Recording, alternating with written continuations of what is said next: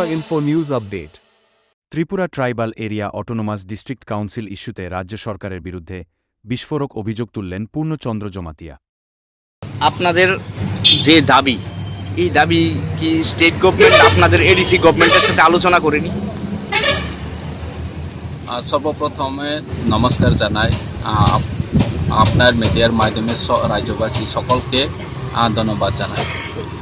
Basically রাজ্য সরকার propose নগর পঞ্চায়েত যখন ঘোষণা করার আগে এডিসির সাথে কোনো আলোচনা করেনি এবং কোনো চিঠিপত্রও পাঠায়নি। ভারতের সংবিধান ষষ্ঠ তফসিল আইন অনুযায়ী যে কোনো এডিসি এরিয়া যদি নন এডিসি এরিয়া হিসেবে ডিক্লার করতে হয় তাহলে সেটা পার্লামেন্টে পাস করতে হবে। সেটা পার্লামেন্ট আমাদেরকে অধিকার দিয়েছে।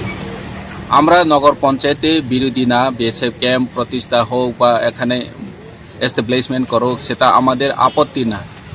আপত্তি হচ্ছে আমাদের এডিসি এরিয়া যখন নেওয়া হবে তখন এডিসির সাথে আলোচনা করার দরকার এবং সাংবিধানিক পথে কীভাবে এডিসি ল্যান্ডকে নন এডিসি ল্যান্ড করা যায় সেটা বিবেচনা করা দরকার।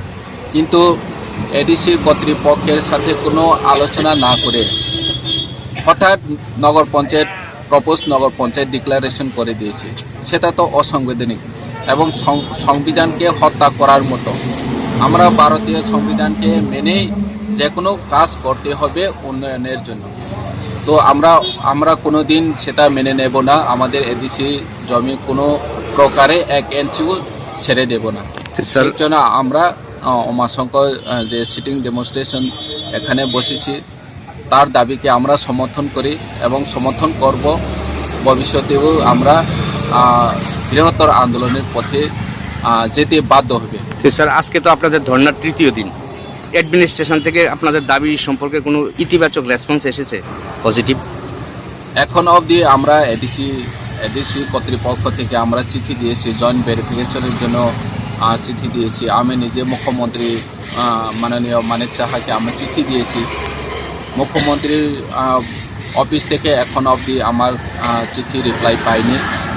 তো এখানে সিপাহীজলা ডিএম অফিস থেকেও জয়েন্ট ভেরিফিকেশনের জন্য ক্লিয়ার কোনো নোটিফিকেশন দেওয়া হয়নি। তো সেই জন্য তো আমরা এখন ধর্না বসতে হয়েছে। কতদিন চলবে আপনাদের ধর্না?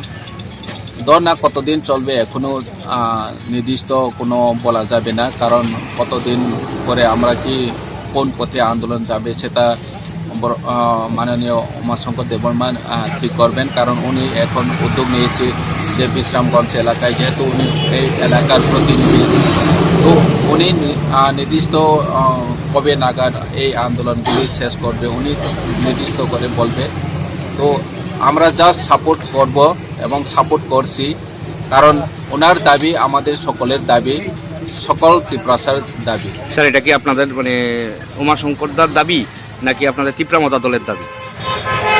শুধু উমাশঙ্কর দাবি না, সব ত্রিপুরাসার দাবি, কিন্তু উনি এখানে শুরু করেছে।